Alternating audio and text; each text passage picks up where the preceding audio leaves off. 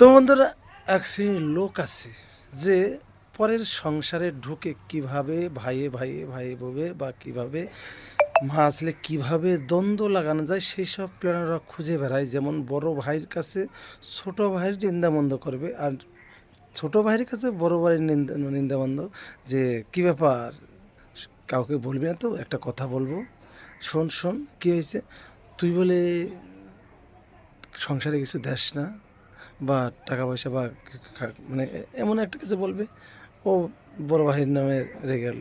আবার ছোট ভাইয়ের কাছে একইভাবে বলে, তোর বড় ভাই বললো এই, মানে এইভাবে সংসারের মধ্যে ওরা দ্বন্দ্ব বাঁধিয়ে বেড়ায়। এদের কথায় কাউকে কান না দিয়ে নিজেদের ভাই, ভাই তো তুমি, তার থেকে তুমি বেশি চিনো, তখন উত্তর দিয়ে দেবে যে এই ব্যাপারটা আমাকে কোনো কৈফিয়ত দিবি না কেন, আমার ভাইকে আমি তোর থেকে বেশি চিনি। তাহলে দেখবে মুখটা চুন হয়ে ফিরে যাবে। কি বন্ধুরা, তাই তো?